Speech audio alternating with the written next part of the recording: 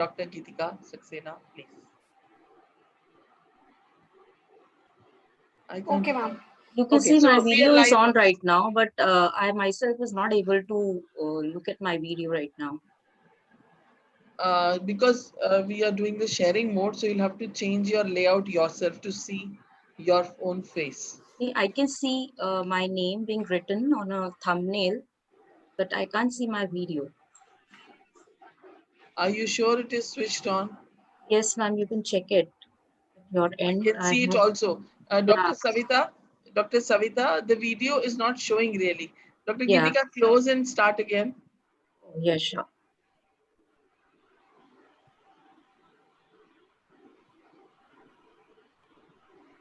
But it's not coming, right? Yes, ma'am. Right now it is off, but I'm not able to switch I'm it checking, ma'am. on now. Ma'am,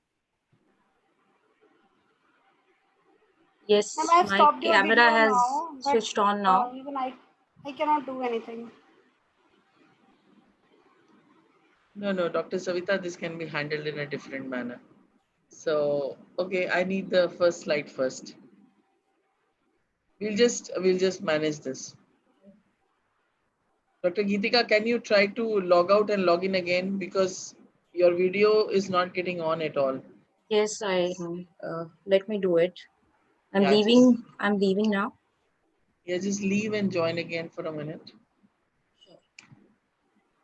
So, welcome the attendees of today's session on learning physics with conceptual and problem-based approach. We are just solving a technical problem till we start.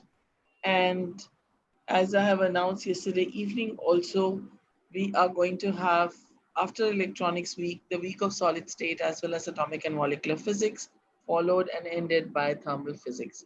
If there are any topics that you would like to cover or that you would like to be covered during the webinar series, then you have to write them out on the WhatsApp group. So we are going to run till October 5th or so. And so if you have any demand list, then you have to please write it down on the WhatsApp group in which you belong to, or personally to me if you are not in a WhatsApp group, only then. So please make Dr. Geetika co-host again, Savita. Yes, ma'am. Yeah. So welcome, Dr. Geetika.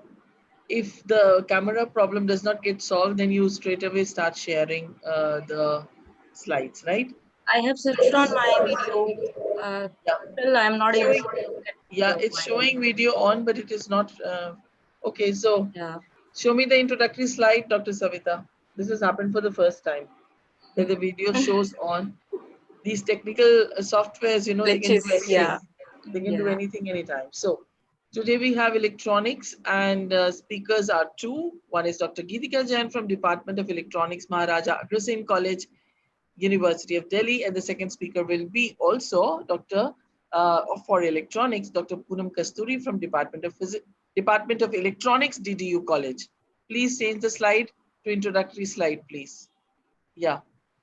So learning physics with conceptual and problem-based approach. Today we have Dr. Geetika Jain again. She was there with us yesterday explaining op-amp to us. And it's a pleasure for me to introduce her. She's an associate professor at the Department of Electronics in Maharaja Agrasen College. She received a BSc and a master's degree in electronics in 1998 and 2000 respectively. She did her doctorate in modeling and simulation of optical amplifiers in 2010 from the University of Delhi. Her current research interests are digital image processing and machine learning applications. She's also working on design, modeling, and simulation of optical components for optical communication devices, systems, analysis, and design of integrated optical waveguide and devices with loss or gain. She has more than 40 publications in international and national journals and conferences. She is also a member of several societies. So welcome, Dr. Geetika, and I think it will be a pleasure to hear you all over again. Dr. Savita, please stop sharing so Thank you that, so much, ma'am, for this nice introduction. Let me share my screen. yeah, please. Hope it works fine now.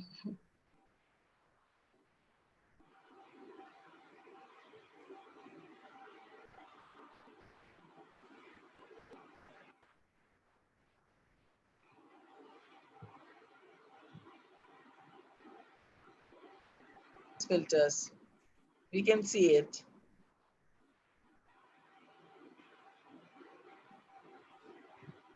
Is it fine? Yeah, op-amp filters. Yes, Yeah, perfect. op-amp filters. Perfect, Thank you so much, perfect, ma'am. perfect. Thank you so much. Um, Good evening, students. So my lecture today is a continuation of the lecture I delivered yesterday.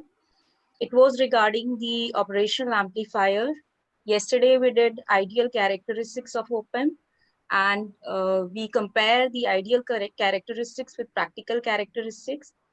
We did the open loop and closed loop op-amps and their applications as inverting, non-inverting amplifiers, and the usage of inverting and non-inverting amplifiers as summing amplifier, difference amplifier, and averaging amplifiers. Today, in continuation, I'll do another application of operational amplifier, filters. Then I'll do oscillators as well as comparators, and then I'll stop there. So starting with the filters, as the name suggests, literally what filters means. Filter means something which stops some device which stops something and which passes something. In electronics, this filter means that that something that filters blocks and it passes. That something is frequency in our case. A filter is something, a filter in electronics is a device or a circuit which passes a particular spectrum of the frequency and blocks another particular spectrum of the frequency. It can be of many types. It can be of low pass filter. It can be a low pass filter. It can be a high pass filter or a band pass filter, depending upon how we have designed it using the active elements as well as passive elements. Right now, as you can see that I have written on my slide, active filter. Now there are two words in this active filter. One is filter, which I have described to you. And another thing is active filter. Now, filter can be of two types. One, it can be a passive filter as well as active filter. Now, passive filter is a circuit which employs only the passive elements like resistors, capacitors, as well as inductors. And an active filter is a circuit which employs these passive elements as well as active elements. Active elements are composed of, in our electronics, they are composed of diodes, uh, BJTs, FETs, as well as op-amps. So right now we are going to design our filter using operational amplifier, which is an active element. Okay, and what is the advantage of using active element here is that an active element can provide gain. In addition to the filtering, it can also provide us gain. So the output will be the amplified version of the input. Okay, and another advantage of using an active filter is now we have got low cost ICs like 741, and the cost has come down very drastically. That is why always, most of the time, we use active filter in our circuit designing. Also, because of the usage of operational amplifier, we can adjust their gain, and input signal is not attenuated as in case of passive filter. In case of passive filter, the output is always less than the input most of the time. And further, because of the usage of op-amp has a great isolation. Op-amp serves as a great isolation between different stages. That is why it avoids the loading of the successive stages as well as preceding stages. And the output can drive other circuitry without loading the source or the load. Now, these are the ideal prick wall responses of some of the filters. The first one is a low pass filter. It is a low pass filter. This is the voltage transfer response with respect to the frequency. This is gain, that is VO by V in, and this is our frequency. So you can see in case of low pass filter, this is our pass band, means these frequencies are passed through the filter, and these frequencies are blocked. So lower frequencies are passed and higher frequencies are stopped. That is why it is known as low pass filter. Similarly, in case of high pass filter, higher frequencies are passed. These are the higher frequencies. Higher frequencies are passed and lower frequencies are stopped.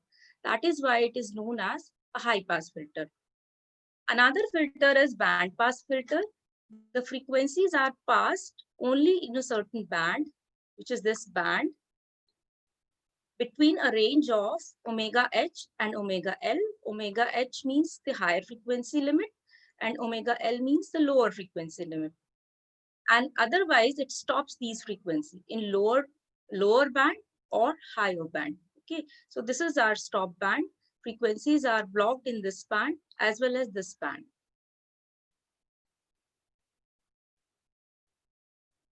Similarly, this is a band reject filter. In band reject filter, the frequencies are stopped in this particular band, stop band, which is also known as stop band, and passed in these bands, the higher and lower. It is the inversion of your band pass filter. Okay. Now these all responses are ideal responses. We do in practical situations, we do not get any of this type of responses. What do we get is this type of response. This is again an ideal response. We get this type of response practically. Now, as you can see that here in this case, this is my pass band and this is my stop band. And there is a transition region between pass band and stop band, which is not there in case of an ideal response. And now there are three types of filter which we can design using an op-amp. One is Butterworth filter.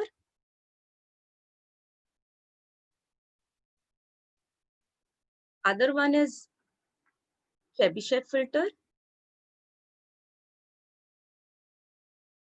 And also Power filter. Now you can see the difference between these two filter responses. Both of them are low pass filters, and but in this case, we do not have ripple here in the pass band as well as stop band. This type of filter response is known as Butterworth response. And here in this case, we have ripples both in pass band as well as stop band. This type of response is known as Cover filter, and this is known as Butterworth filter. So right now in this lecture, I'll talk about only Butterworth filters, which has smooth pass band as well as smooth stop band. The different, but practically we also go for cover filter because as you can see, this is the roll off. In case of Butterworth filter, this roll off is around 20 dB per decade for first order filter. And as you increase the order, this goes for second order filter, this increases to 40 dB. Then for a third order filter, this increases to 60 dB and so on. I mean, as the order of the filter is increased, it becomes closer to the ideal response. Means this roll-off increases. This roll-off increases like this as the order of the filter is increased. Means the filter response becomes more and more closer to the ideal response in this case. But here we will talk about the Butterworth filter in first order. Okay. As you can see, why do we go for cover filter is, although they contain ripples in pass band as well as stop band, because here the roll off is much steeper, more steeper. And it is more closer to the ideal response. That is why we go for designing a cover filter. But right now in this lecture, I will limit myself to explaining you about the first order Butterworth filter, low pass as well as high pass.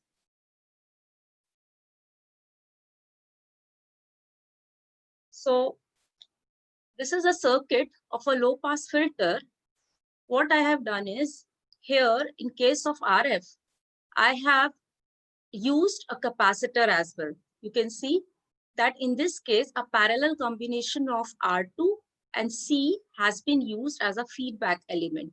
Okay, now this ZC, now if I calculate the voltage transfer function of this operational amplifier, then this should be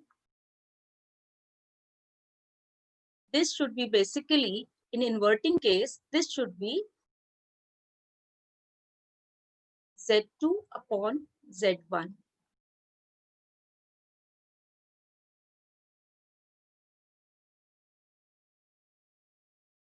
Mean should be Z2 upon Z1. Now, what is Z2? Z2 is a parallel combination of R2 and C. And what is capacitor's reactance? It is ZC, which is 1 by J omega C. Let's do it. So, the parallel combination of Z2, the R2 and 1 by J omega C gives us R2 upon 1 plus J omega R2C. By analogy to this inverting amplifier, we get V out by V in as minus Z2 by Z in, which comes out to be minus R2 by R1, 1 upon 1 plus J omega R2C. From here, we get by replacing Z2 by this formula, by this term, we get minus R2 by R1 into 1 upon 1 plus J omega R2C. By analyzing this formula, what we get is, let's see what should be the magnitude of this voltage transfer function. As you can see that this is a complex number. So it can have two representations, one for magnitude and other one for phase. So what should be the magnitude in this case? It should be R2 by R1 into 1 upon 1 plus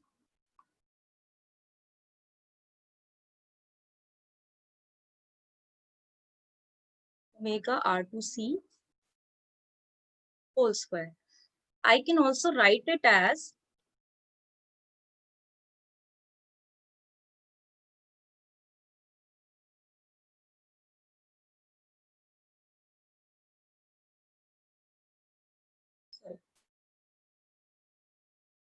pi f.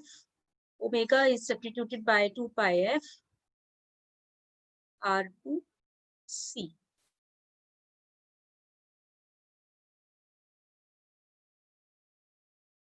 Whole square.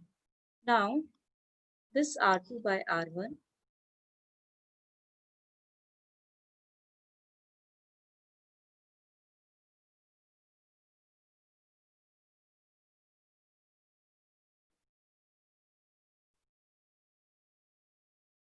whole square, where I have defined my FC as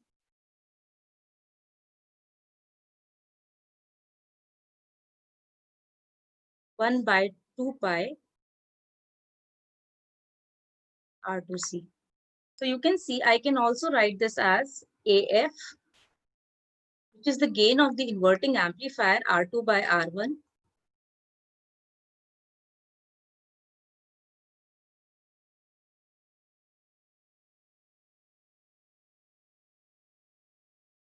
whole square. Okay, so let us see what we are going to get here is, this is the transfer function. This is the same transfer function which I have derived, which is nothing but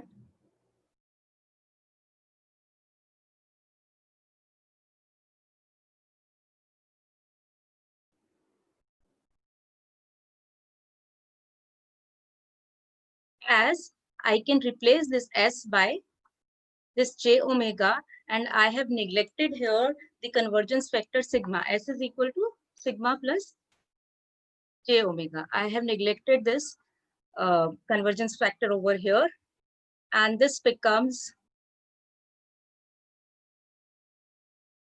so what happens is my VO by V in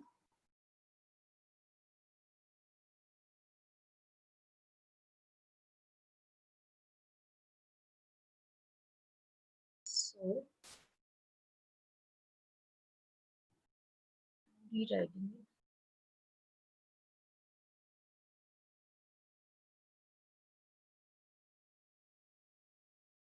Where FC is equal to 1 by 2 by RC.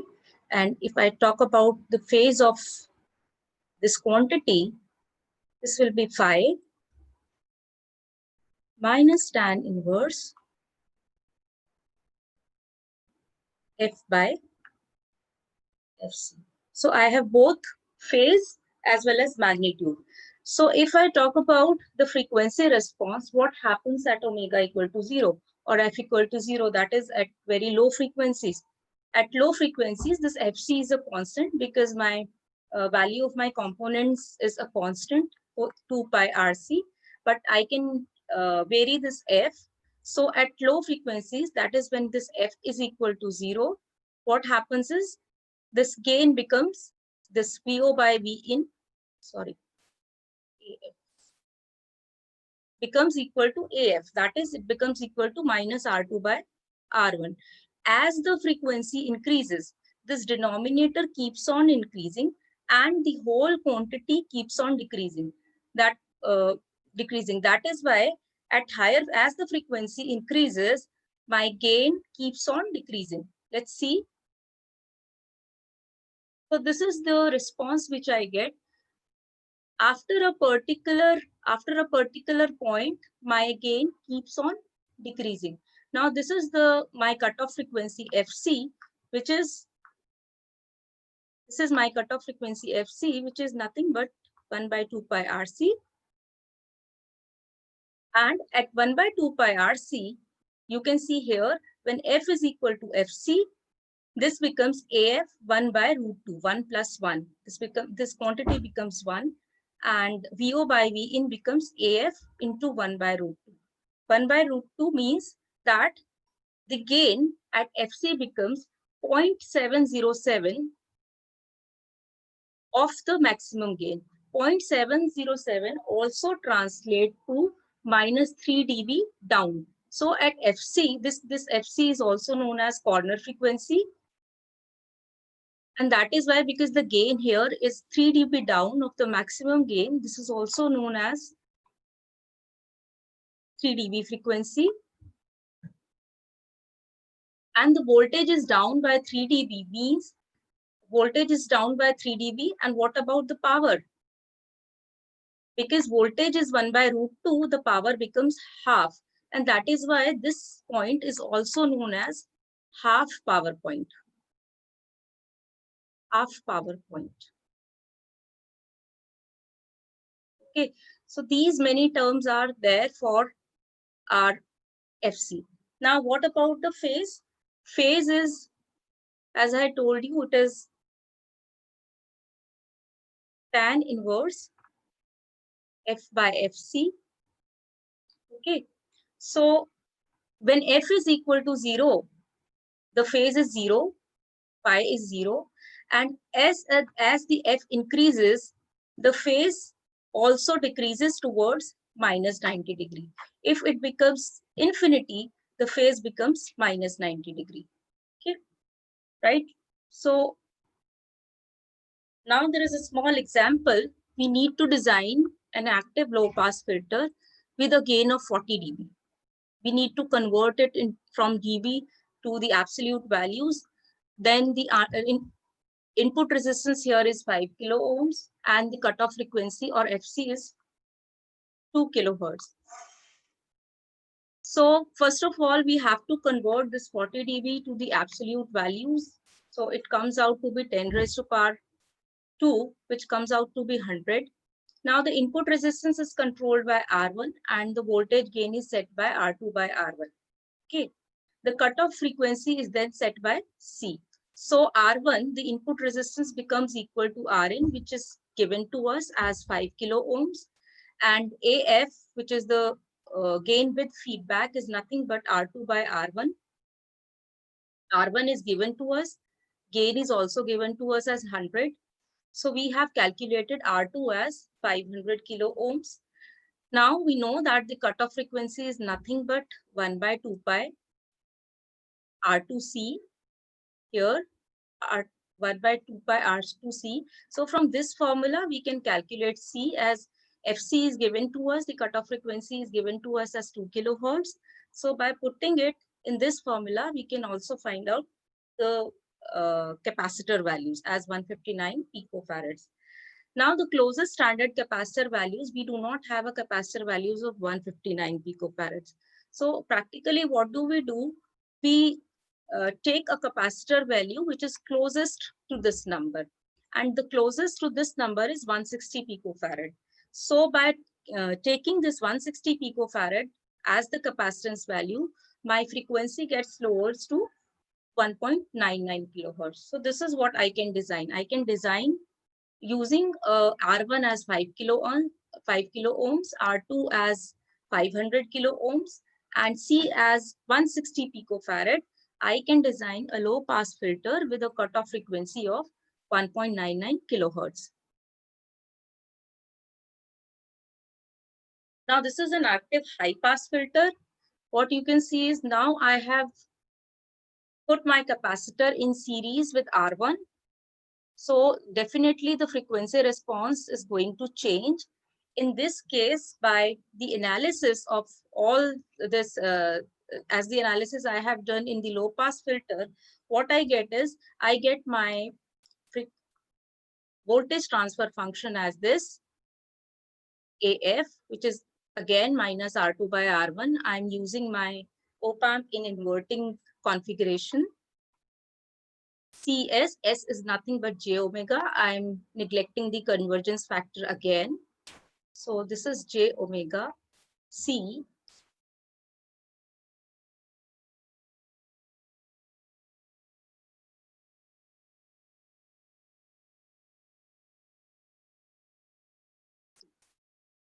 Again, I will have two components, magnitude as well as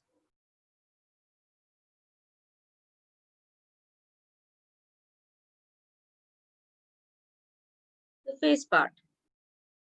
So this can be written as, by rearranging these terms, this can be written as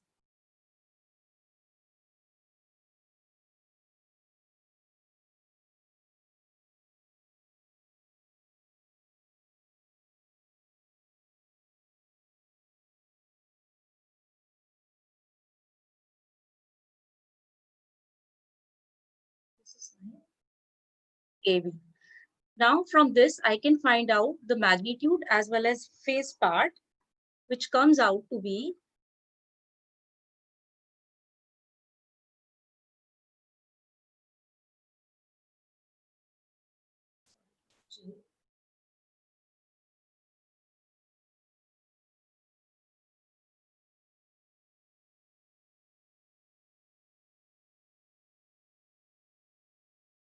where by lower cutoff frequencies again,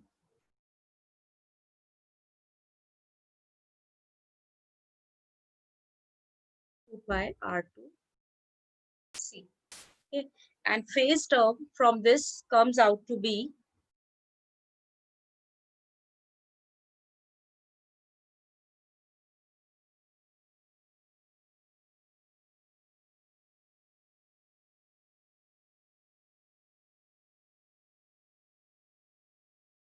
F by FL. So what happens at lower frequencies here is,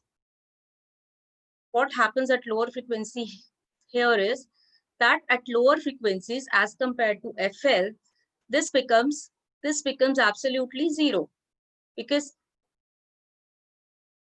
the gain becomes zero, and as the frequency increases, my gain continuously increases to the maximum value, which is AF. Here I should have an AF also.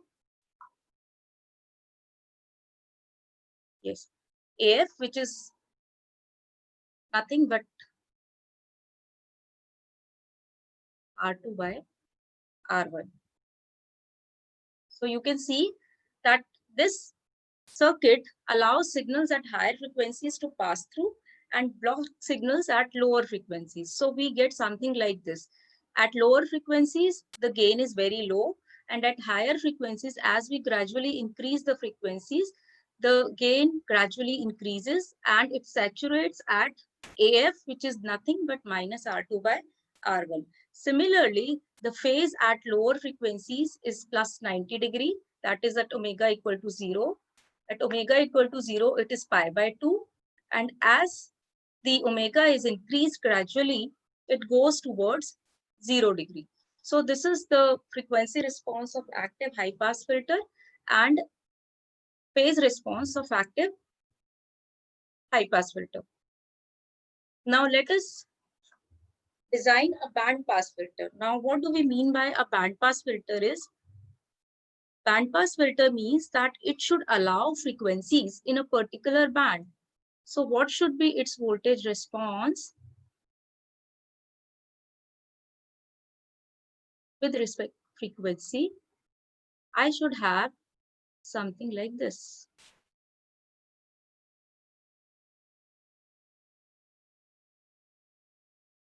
Where this maximum gain is, let's say, AF. And these are the two cutoff frequencies. Here in this case, in case of band pass filter, I will have two cutoff frequencies. This is FL and FH. Now I am given FL as 200 Hertz and FH as 1 kilohertz. Okay. And a passband gain of 4. Here it is 4. Now how to design this? I know the information about, I know the knowledge of high pass as well as low pass filter. By combining these two filters, I can also design a band pass filter. How do I do that? Let's say these are two filters.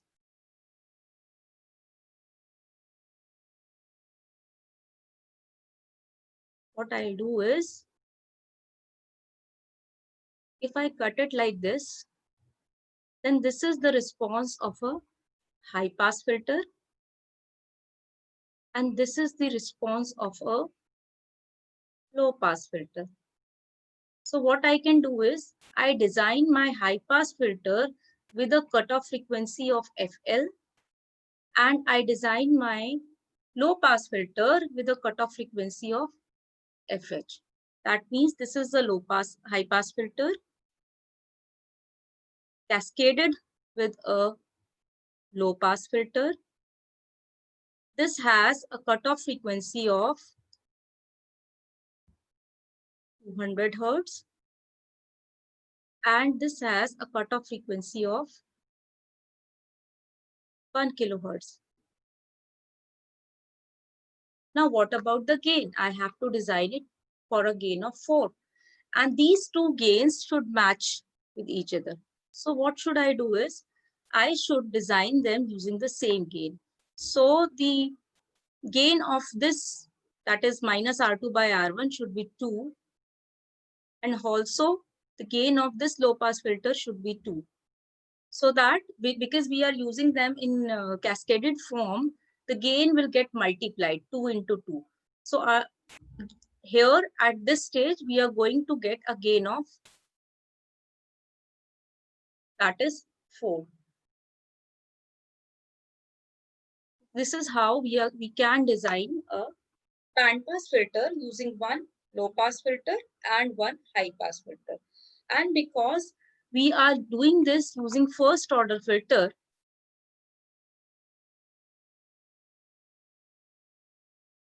the response is also a first order band pass filter. That is,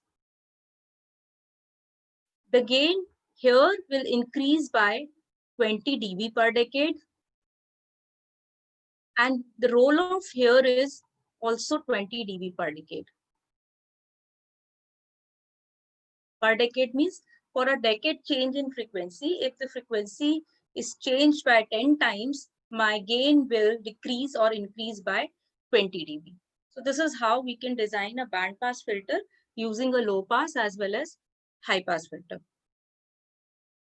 Now the next thing is, how can we use an op-amp for an application of integrator? I want my output to be an integrated version of the input.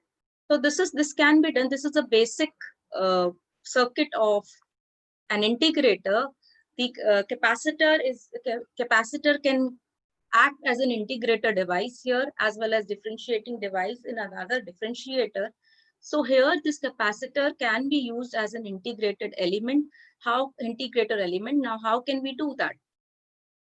Due to the virtual short property of the op-amp input, we can write I1 equal to V1 V in by R1. Here I1 is equal to V in by R1.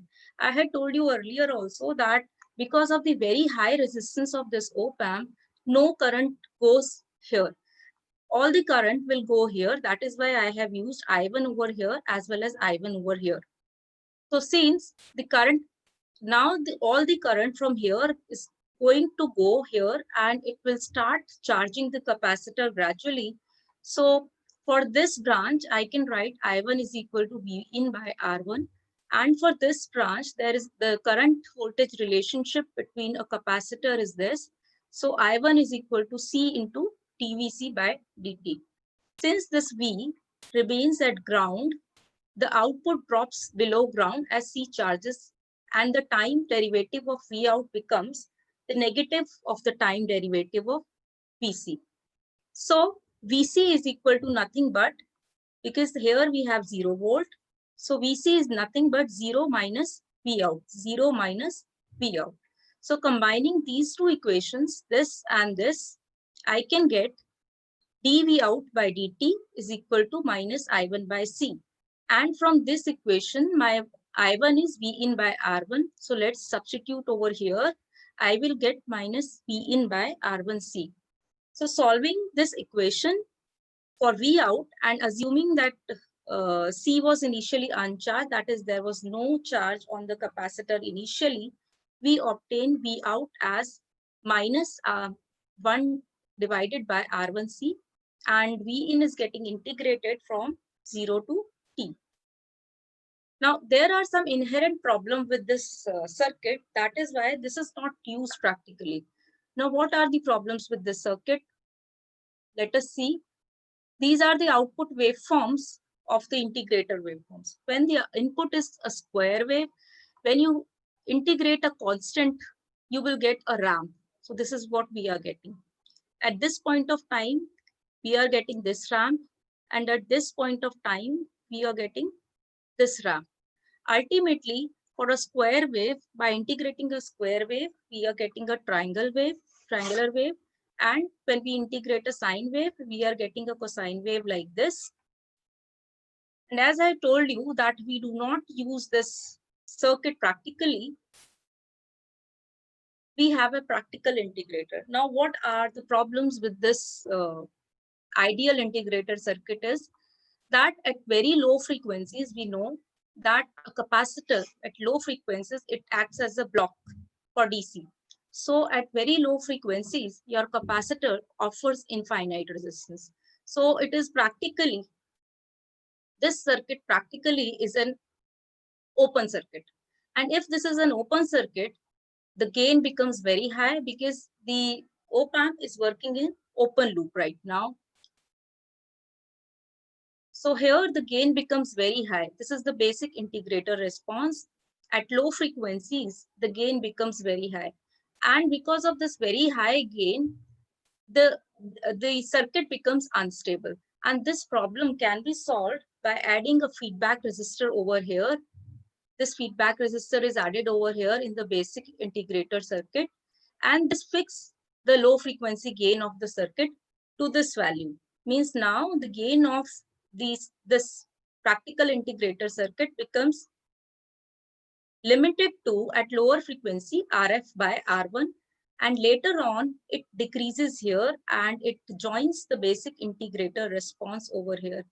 And in this, the integrator can be used in this frequency range for integrating the inputs. So here is a problem for a practical integrator with input signal as a sine wave with peak-to-peak amplitude of 5 volts. At 1 kilohertz, we have to draw the output voltage waveform if R1CF is equal to 0.2 millisecond and RF is equal to 10 times of R1 and assuming that there is no charge on the capacitor initially. So according to the problem given, we have the peak-to-peak voltage of the input as 5 volt, frequency of 1 kilohertz, R1 CF as 0.2 millisiemens and millisecond, and RF is equal to 10 R1. Now V in is 5 by 2, peak voltage. We are going to take here peak voltage rather than V peak to peak. So V in over here is 2.5 sine 2 pi F, which is 1 kilohertz T.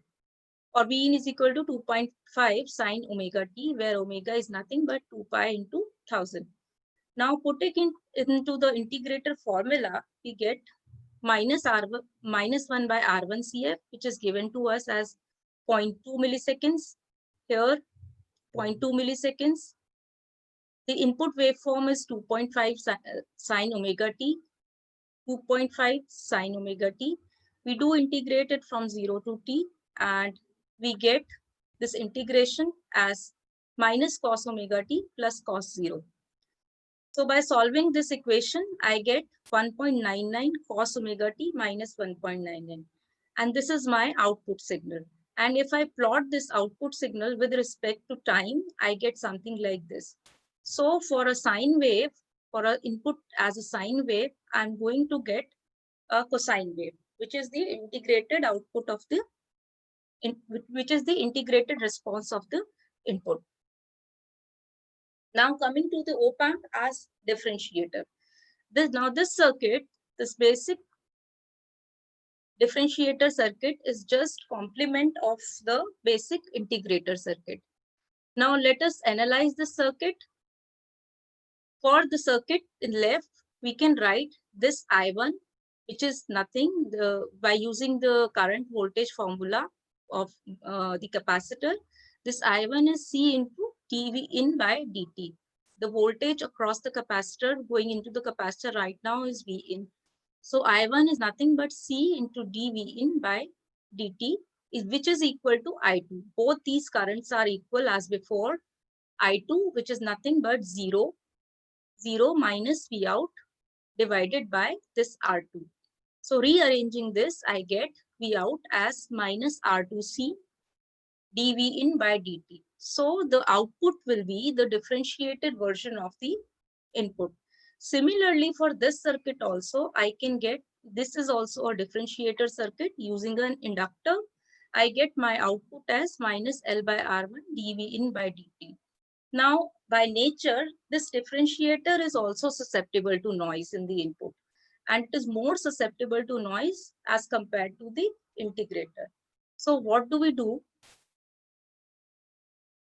Why this is susceptible to noise is that the same thing here, the gain here in this case, the gain is RF by XC1, and XC1 at low frequencies,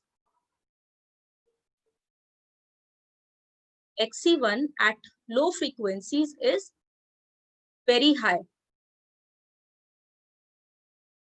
and it increases as frequency increases. Thus, at some higher frequencies, the differentiator may become unstable and cause oscillations, which results in a lot of noise.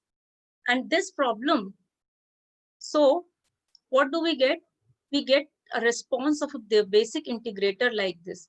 Gradually, the gain of the differentiator keeps on increasing, and here it becomes susceptible to noises. So these problems can be addressed using a resistor R1 here in series with the input capacitor and a capacitor CF in parallel with this feedback resistor. So this is our practical differentiator circuit, which is more less prone to the noises. So here, this is the practical differentiator frequency response. We can use the differentiator in this range, that is from FA to FP. By detailed analysis, we can find out the value of these frequencies FA and FB as 1 by 2 pi RF C1 and the gain limiting frequency as 1 by 2 pi R1 C1. Also, after this FB, after this frequency FB, which is the gain limiting frequency, in practical differentiator, the gain decreases by an amount of 20 dB per decade, which in the case of basic differentiator would have gone on increasing. And most commonly, these differentiators are used in wave shaping circuits and also as change detectors, rate of change detectors in frequency modulators. These are the differentiator waveforms. You can see that if the input is sine wave, then we get a cosine output. And if the input is a square wave, we get a spike output.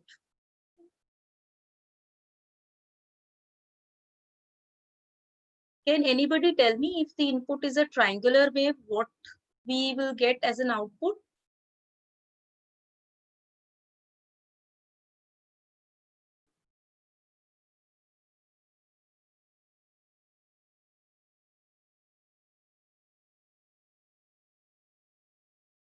Dr. Poonam, is there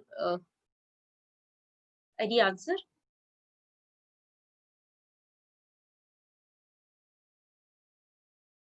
Okay.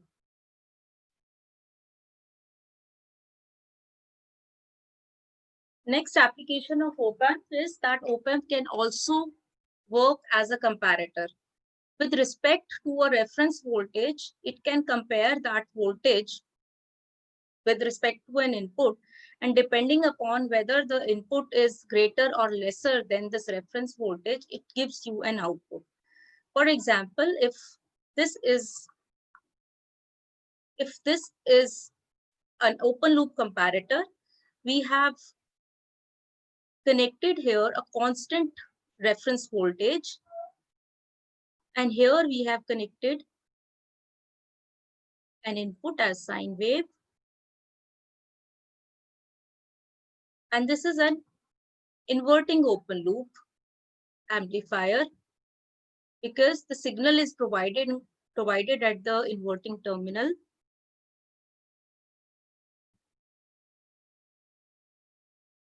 Because it is an open loop, that is why we know for sure that the output will go into saturation, either negative saturation or positive saturation. But here we are using a sine wave, so what will happen is when this Vi, the value of Vi is greater than this value of Vr, the output will go towards negative saturation. And when this value of Vi, that is the input signal, is less than this reference voltage Vr, the output will go into positive saturation. As it is shown here, you can see if this is the input and I have kept this as my reference voltage,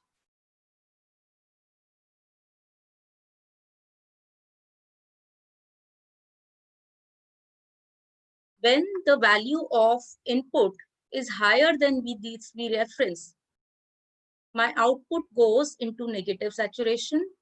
And when the input goes below this V reference, my output goes to positive saturation. That is why this is an inverting comparator, inverting open loop comparator. This is an inverting open loop comparator. Now, one thing more is that if open loop gain of an op-amp is, let's say, assume this as 105, then differential input of only 0.5 millivolt, as I have told you in my yesterday's lecture also, that differential input voltage of only 0.5 millivolt will produce an output voltage of 50 volts. Okay, 50 volt means that the op-amp will definitely go into saturation. The op-amp have limitation of, as it has a limitation of maximum power supply voltage of plus minus 15 volt. Hence, this is your plus 15 volt and this is your minus 15 volt. And here is an example. Given the open loop comparator shown at the left with V positive 12 volt, this is my supply here is, let's say, 12 volt. And here the supply is minus 12 volt. And I have connected my reference to the inverting terminal and the input is at positive terminal. So because input is connected to the positive terminal, so this is a non-inverting open loop comparator.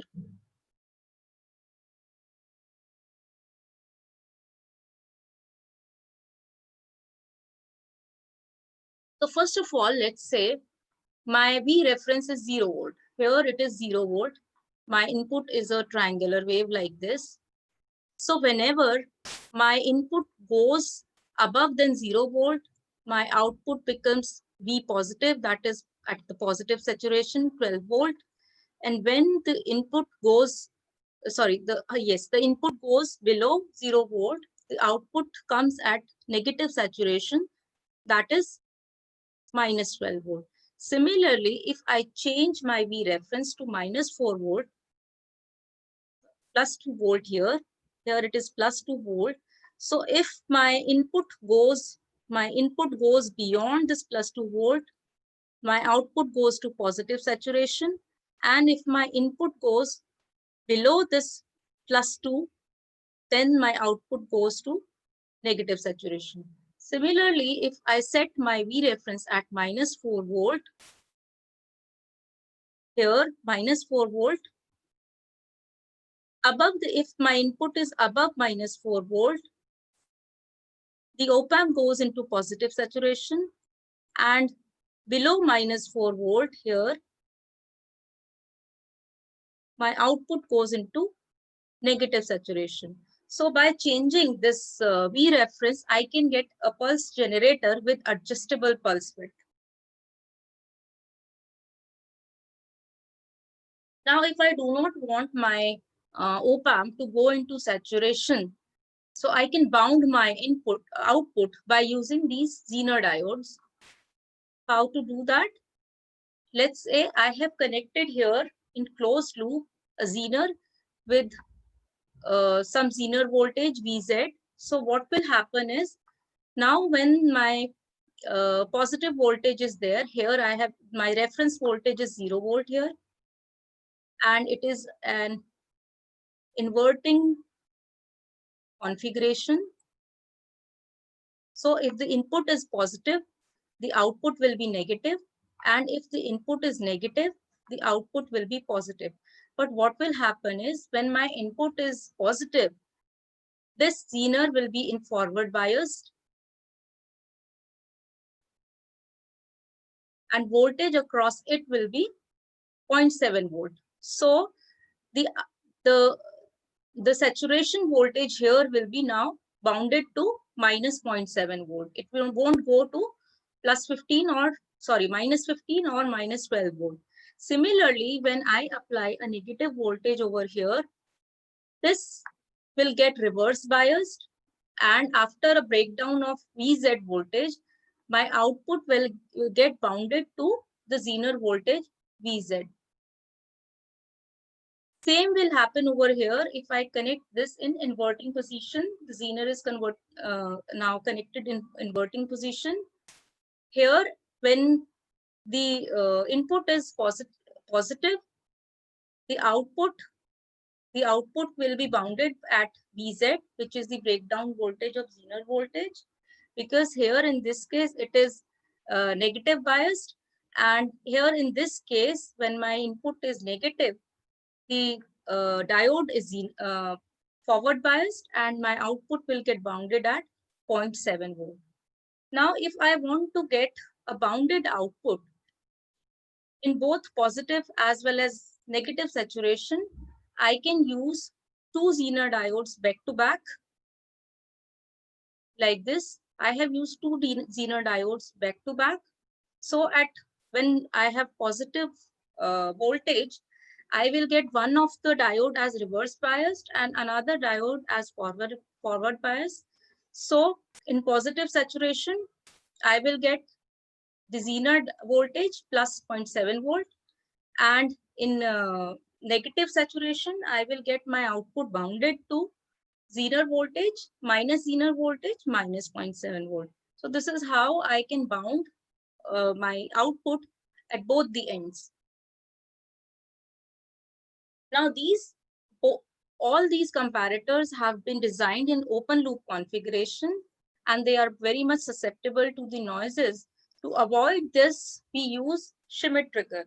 Now, what do we do is here, we use a positive feedback as the reference voltage in case of Schmitt trigger. Now this is a reference voltage, which is, and this is positive feedback.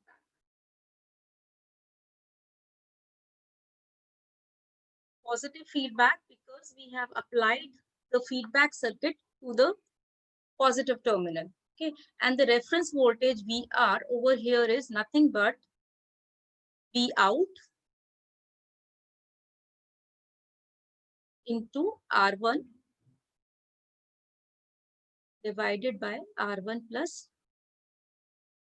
R2. That means this signal, this input signal will again and again be compared to this reference voltage, which is connected to the non-inverting terminal. So the output is forced to either be positive or be negative when the input exceeds the magnitude of the reference voltage.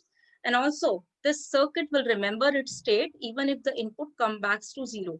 So you will see that this circuit has hysteresis. It has a memory. What happens is that this is an inverter also. So it switches from positive to V negative when your V input is greater than V positive.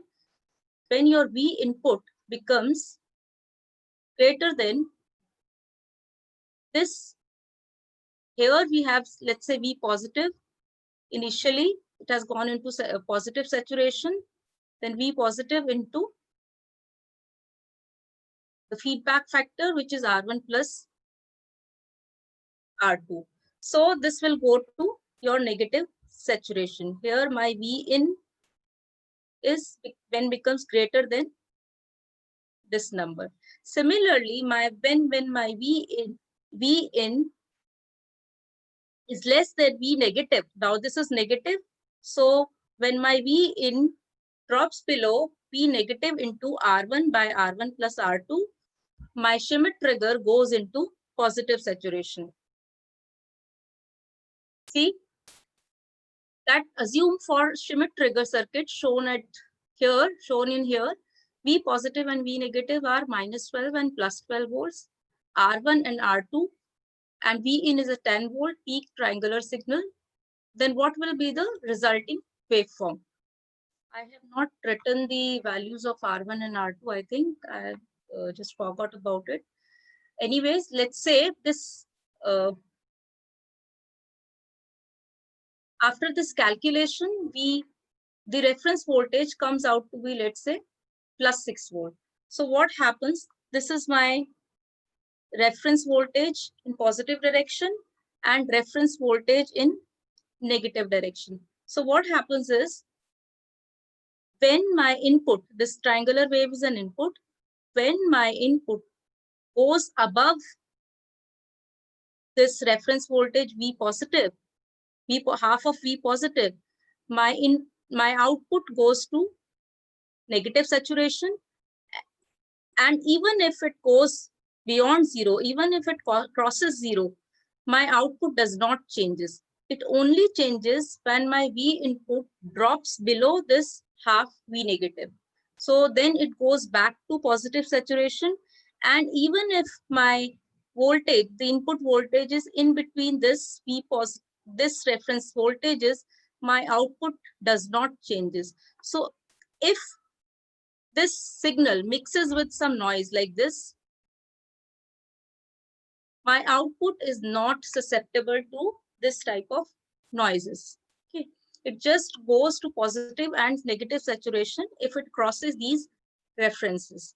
That is why this Schmitt trigger is much more, it is not prone to a lot of noises. And that is why we use Schmitt trigger as a comparator rather than using the open loop configurations. Now coming to the oscillators, what is an oscillator?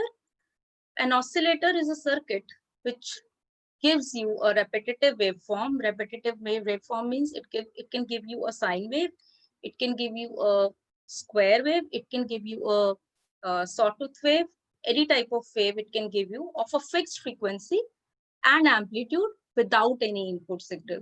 The main difference between an amplifier and oscillator is that an oscillator gives you a signal, an output signal, without any input signal. Basically, what it does is it converts the DC power supply, which you give to your circuit, to the AC power supply. Okay, just opposite to what you do in your rectifier. In a rectifier, what do? Is you convert AC power to DC power. And in oscillator, we convert DC power to AC power at a particular frequency and amplitude. Now, an oscillator can contain both active and passive components. We can design an oscillator using transistors, FETs, as well as operational amplifier. Now, classifying the oscillators on the basis of frequency spectrum in which they generate the waveform, they can be audio frequency generators, which generate the audio frequencies in the range of 20 to 10 kilohertz, 20 hertz to 10 kilohertz. Then we have radio frequency generators in the range of 20 kilohertz to 30 megahertz. Then very high frequency generators, microwaves in 3 gigahertz to 30 gigahertz, and light waves also. The oscillators for light waves are lasers. Okay, so we have different type of oscillators depending upon in which spectrum of the electromagnetic wave we want to generate the waveform.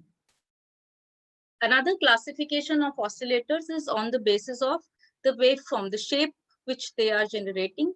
So these are sinusoidal, which generate sinusoidal waveforms, and these are non-sinusoidal, which can generate square wave and sawtooth wave. They are also known as relaxation oscillators. Now, sinusoidal can also classified on the basis of the passive elements they use. That is LC, the inductor and capacitor tuned oscillators, and phase shift oscillators, that is which use R and resistors and capacitors as passive elements. And here in this lecture, I will explain to you about the RC phase shift oscillator and Wien bridge oscillator. The basic principle of sinusoidal oscillation, how do we get the oscillations? In case of an oscillator, whenever we want to design an oscillator, we have to have two components, two parts.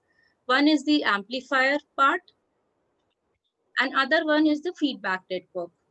Okay, let's say this is your original signal phi s, which you are given.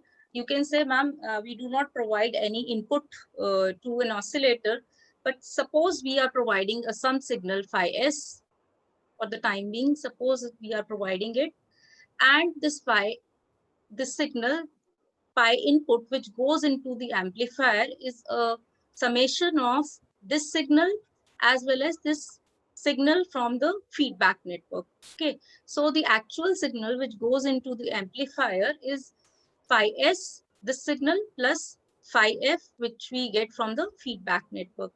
Now this signal phi I is getting amplified by the feedback, by the amplifier gain, that is A. So phi output, the output signal will be A into phi I. Now some part of this signal, the output signal, is getting fed to the feedback network. Let's say the amount of feedback is B. The ratio of the signal which is getting fed to the input is, let's say, B. Then this is beta times or B times psi naught, which is the output signal. That is why here I get the effective input signal as the original signals plus the feedback signal. So let's switch, let's say we assume that switch S1 is closed. This S1 is closed right now, and S2 is open initially, and this feedback phi is equal to 0 initially. In this case, because this is 0, my phi I will become phi S, and this phi F will be just beta phi naught. So this phi naught will become, now this phi naught is nothing, this phi F is nothing but beta phi naught, and phi naught is A into phi I. So I can write my phi naught as beta B omega into A omega into phi I. Or by rearranging this, I will get phi f, that is the feedback signal, divided by the input signal, this, as B into A, which is also known as the open loop gain of this oscillator. After that, if both A and I know that both these gains, that is the feedback gain as well as this amplifier gain, is a function of frequency. So if for a particular frequency,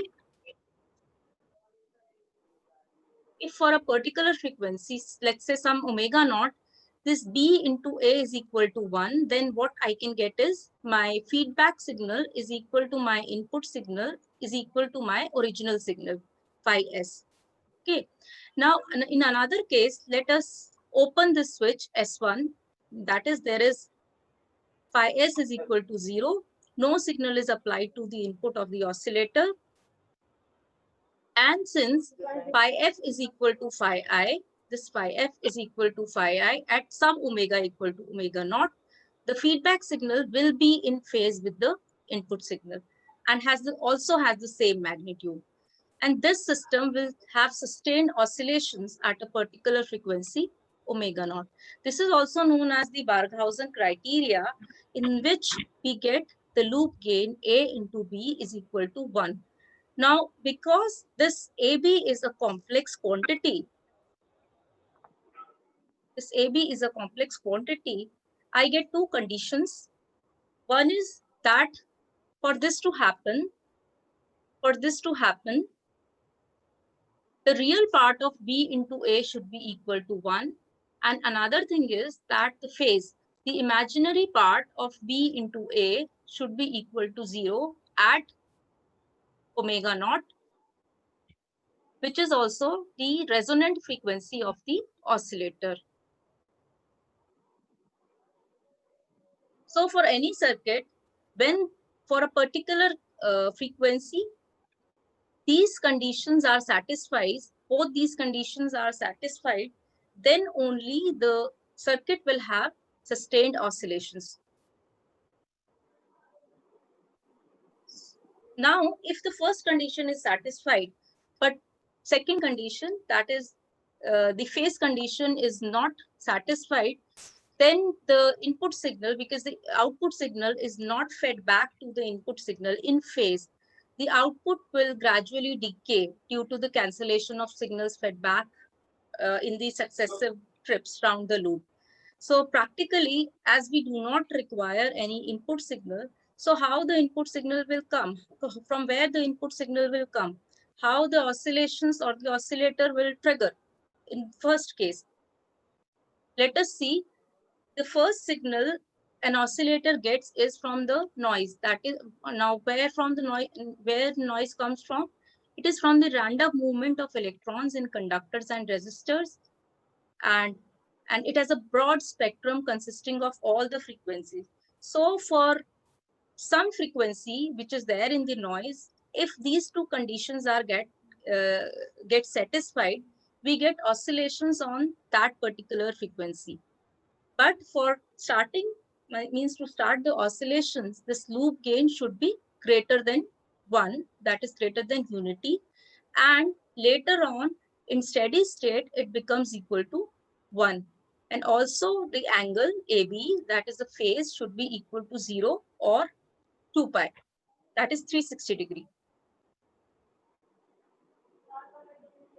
Now this is the RC phase shift oscillator using op-amp. You can see that here I have used the inverting amplifier. This is my amplifier section. And this is my feedback network.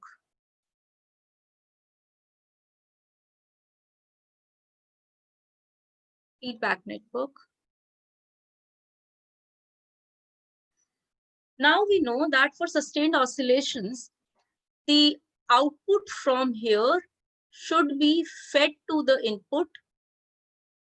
Either it should be in phase by 0 degree or 360 degree. Now we know that inverting amplifier introduces a phase shift of 180 degree. So the phase between input and output cannot be 0 degree now.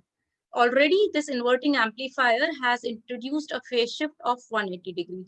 Now for making it 360 degree, this feedback network should add an additional phase of 180 degree.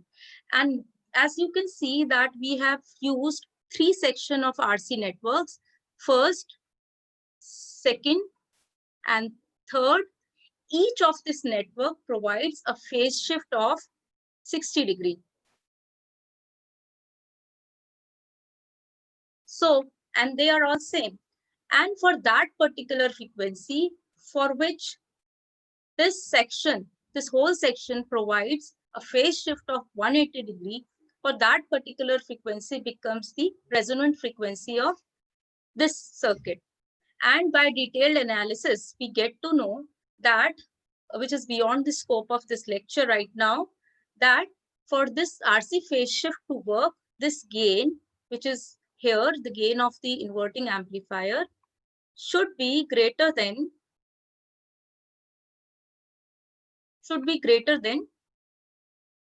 29.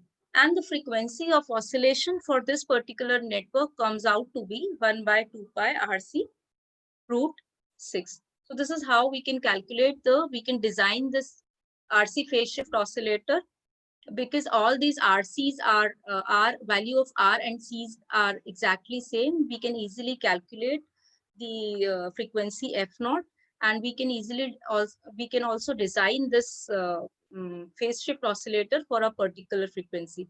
The only thing which we have to keep in mind is that the ratio of RF by R1 for sustained oscillations in this case should be greater than 29. Now, the other part of the other combination of RC network is Wien bridge oscillator. You can see that here, this is my amplifier part, and this is my feedback network part.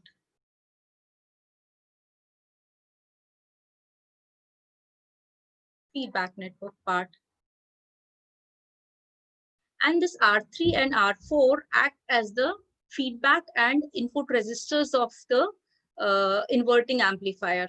Okay, so, and this one thing more to be noted here is that this is a configuration in non-inverting mode. Non-inverting mode means that the input is supplied to the positive non-inverting terminal. That means that this Wien bridge oscillator has been designed for a phase shift of 0 degree rather than 360 degree, because the input is being provided at the non-inverting terminal. So 180 degree of phase shift, which was introduced in this case, is not getting introduced in this case. That is why when this Wheatstone bridge gets balanced, that is at this condition, when R3 by R4 becomes equal to R1 by R2 plus C1 by C2, my Wheatstone bridge, my Wien bridge gets balanced, and at that particular frequency, I get sustained oscillations. So, and also when the bridge is balanced, the total phase shift around the circuit is 0 and the oscillations starts.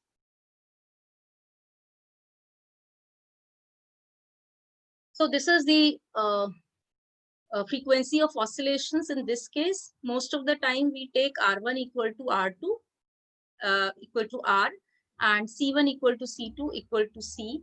And in this case, the gain is, because it is a non-inverting amplifier, the gain is 1 plus R3 by R4. And in most of the cases, we keep the ratio of R3 by R4 greater than 2. That is why, because this will provide sufficient loop gain for the circuit to oscillate at a frequency which is nothing but 1 by 2 pi RC. So, and another limitation of Wien-Bridge oscillator is that it cannot operate above 1 megahertz due to the limitations imposed on them by their open loop gain. Now, let us do a problem. The frequency of oscillation, as I've already told you, is 1 by 2 pi RC in case of Wien-Bridge oscillator. And the condition of oscillation is that R3 by R4 should be equal to 2 or greater than 2. So the question is, determine the value of capacitance C1 and R1. This R1, if R2 is 10 kilo ohms, sorry, there is a typo over here, 10 kilo ohms, C2 is equal to 0.1 millifarad, R3 is 10 kilo ohms, and R4 is equal to 1 kilo ohm in the Wien-Bridge oscillator. And it has an output frequency of 1 kilohertz. Okay, so we have to determine the value of C1 and R1 over here. So putting it there, putting it here in this formula, this is 1 by 2 pi under root of R1 C1, R2 C2. Okay. So here R1 C1, I have kept the values of F, R2 and C, which are given to me as this, and I get the value of C1 as 0.025 divided by R1. Now, I also know that for the balanced bridge condition, R3 by R4 should be equal to R1 by R2 plus C2 by C1. So putting all the values which I have got here in this equation, I will get the value of R1 as about 100 kilo ohms and C1 as about 250 picofarad, which is the condition for sustained oscillations over here.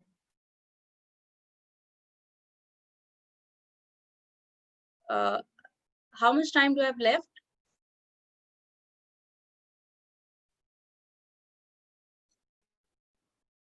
Hello?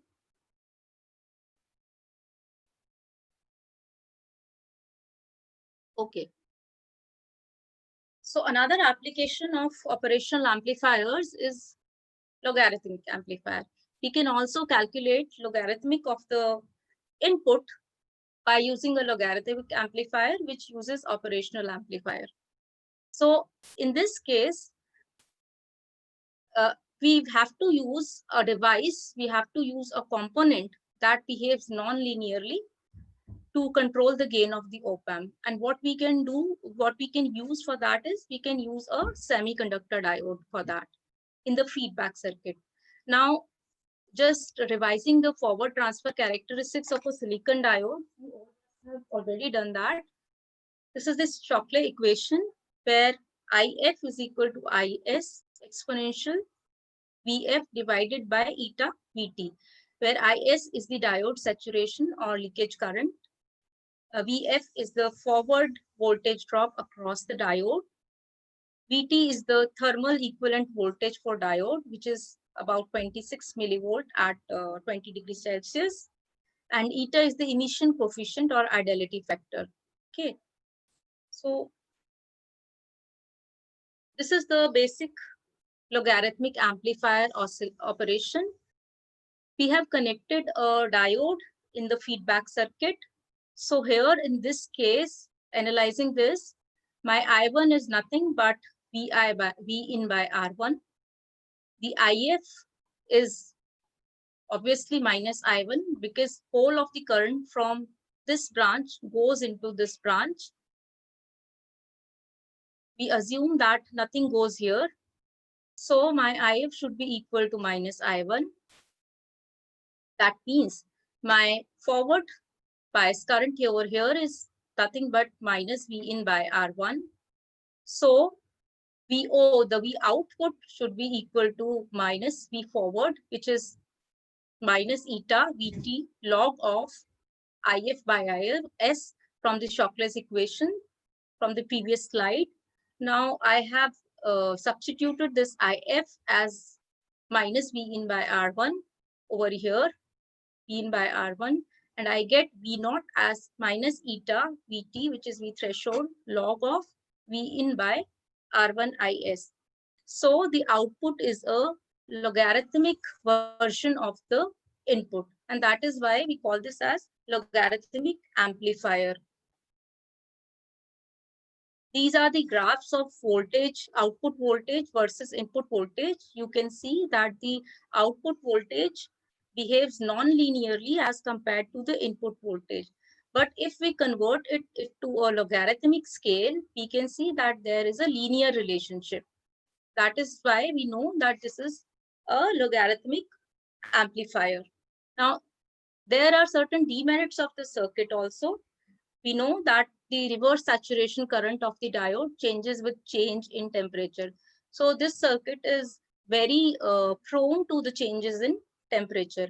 And for this circuit to work, we require temperature compensation. And also due to the presence of active elements like transistor diodes in the feedback circuit, the circuit tends to oscillate. So here I'm stopping. Any questions?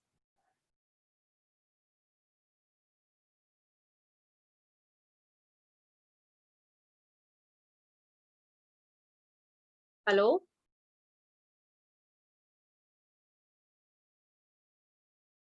Yes, Dr. Geetika? हाँ जी ma'am, कोई questions हैं? Not that I can see. 1 second. My chat is not on.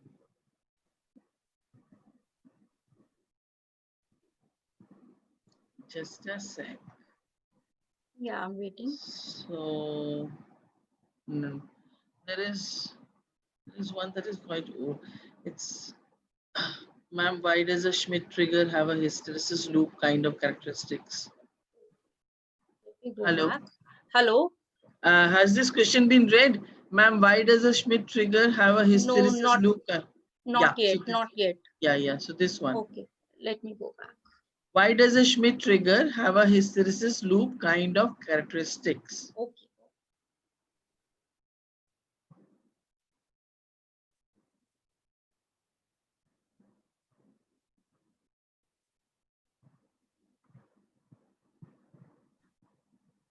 Let me go to the Schmidt trigger. Yeah.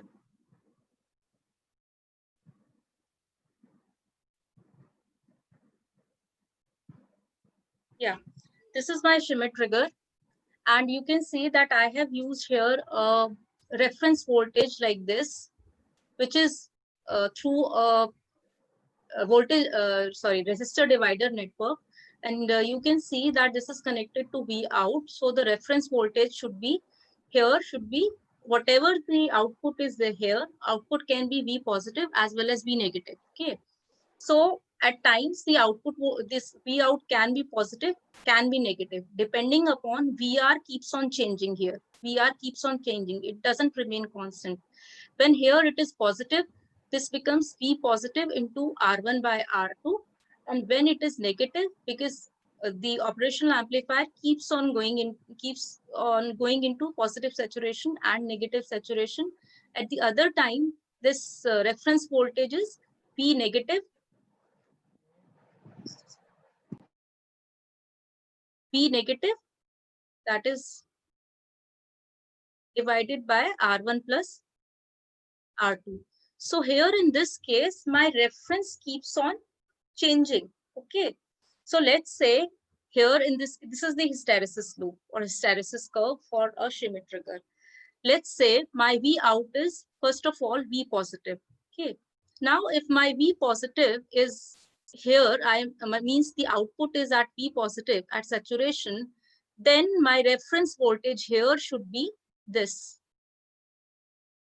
Because right now my output is V positive. So my reference voltage should be here, should be this.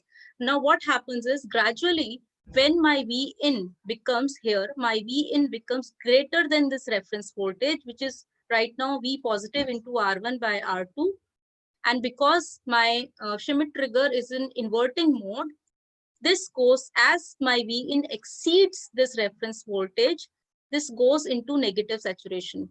Negative saturation means now my output becomes V negative. as soon as my output becomes V negative, my reference voltage changes. My reference voltage now becomes V negative into R1 by R2. So now my the reference voltage is this, V negative R1 by R2. Now my input again start decreasing to, sorry, my input again starts decreasing towards V negative.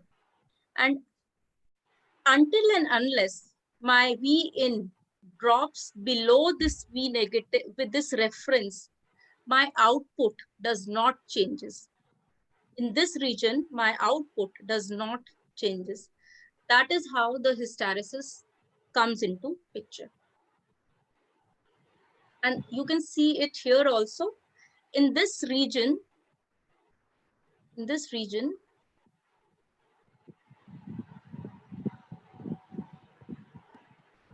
there are no changes in the output. That is how hysteresis comes into picture. Is it okay, ma'am? Ma'am, there is another question from Abhiram Singh. He's asking, ma'am, please say again about band pass filter and also rejector. Also rejector, okay. Band reject filter, right?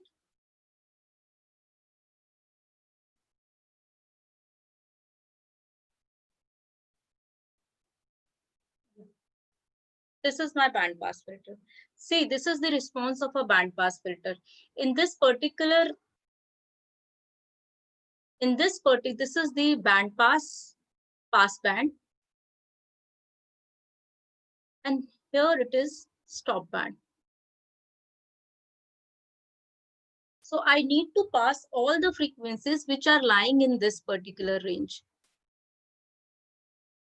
I have a knowledge of high pass filter as well as low pass filter. So I'm going to design a band pass filter using a high pass filter as well as low pass filter. As you look here,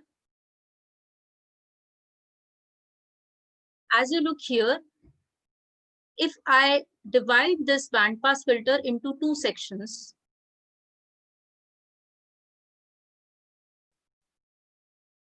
only this, look at this. Then this type of response is for high pass filter. And for a low pass filter, I have a response something like this. This is a low pass filter response. If I combine these two filters, I will get something like this.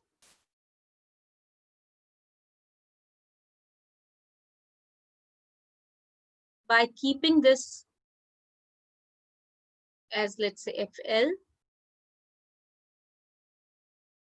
and keeping this as, let's say, FH.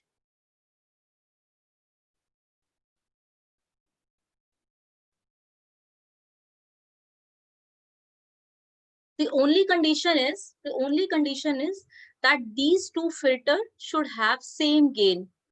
Otherwise, what will happen to the combined gain will be like this.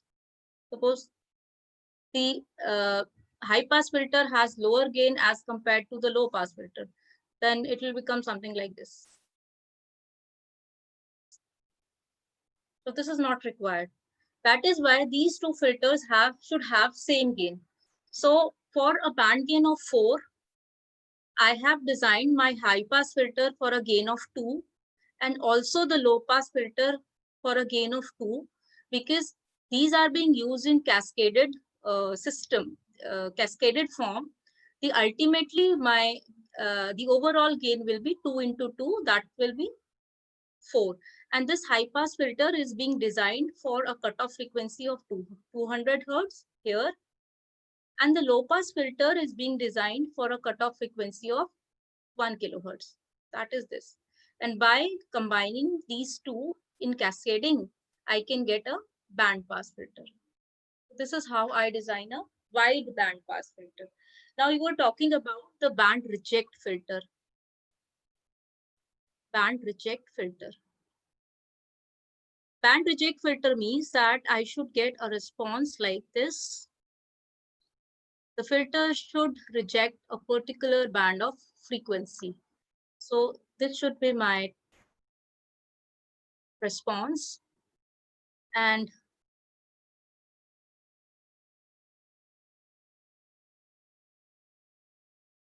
this is my FL and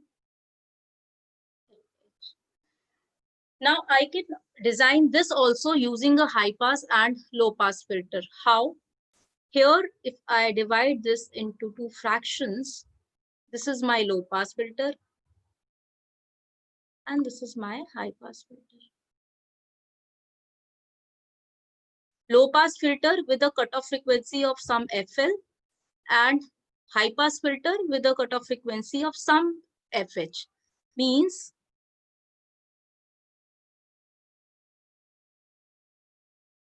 now I'll take two filters in the sequence.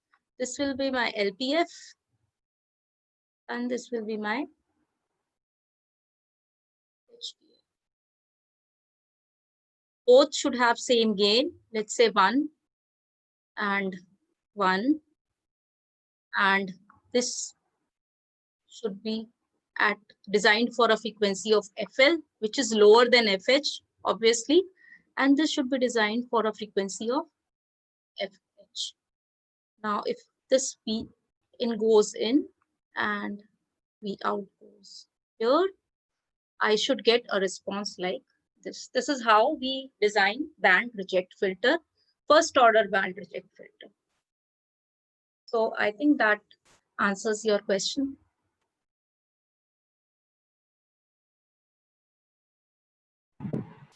Yes, ma'am. Thank you, ma'am. I think there are no further questions. Thank you so much. Thank you so much, Punita ma'am. Ma'am, again, There is, Abhiram. as you know, there is a time delay between your switching on of the mic and the reaching. In order to have disturbance free, we generally keep our mics also switched off. Yeah, yeah. So I am reminded of one of the interviews I was taking of, research scholars, and Okay. band pass filter is what we had asked. Band And pass filter. band pass filter is what we had asked, Okay. and you would be surprised to know that there were so many candidates of electronics and communication engineering. Yeah. I think it is the most simplest thing to explain. Yeah, and nobody could answer it. That's why I Oh. remember this band pass filter. So small let things, how me tell you, important they are. when I faced my interview for reader, I was asked low pass filter. Oh, such a simple thing, and Yeah, everybody such a thinks, ah, simple well, thing. we know it. Yeah, yeah. And simple diagrams, simple block diagrams, simple Yes, graph, one could not absolutely. figure it. I was in VC's office for my reader's interview, and there I was asked by the experts, what is a low pass filter? Yeah. So we gave you these two small instances, attendees, just to tell you that in electronics, everything, in physics and electronics, every small thing, it should be embedded into your brain to be told immediately, and it should be there, and it's possible only if we revise again and again. Again and And again, kind and of logically, you should be able logically, you to should be able to explain think. this. Yes, Yeah, yeah. exactly. So thank you so much, Dr. Geetika. It was very nice, and I'm very happy and I'm grateful that you agreed to be a lecturer here and deliver 2 lectures to our students. How I wish you had a whole week of listening to you, and that would have been even better. maybe Thank you so sometimes, much, ma'am. maybe Thank you so sometimes we much. do a whole series of only Yeah, electronics. sure. It is a pleasure to be the part of the program. Thank you so much, Dr. Geetika. Thank you so much, ma'am. Has our next speaker joined? Dr. I'm checking, Poonam? ma'am. Yeah, Dr. Poonam, are you here? Yeah, she's here. Yes, Dr. Dr. Poonam is already here. Dr. Poonam is another synonym of punctuality, apart from so many other friends of mine, Geetika, Dr. Geetika, Dr. Poonam, everybody is absolutely punctual. So welcome, Dr. Poonam. and it's a pleasure to have you here. And it's nice that we could arrange a lecture quickly so that the flow of your theory and the numericals based upon it are not disrupted at all. And within 1 or 2 days, you're back with us again, and that's very nice. Dr. Savita, I request you to share the introductory slides. Stop the live streaming on the YouTube for a second, and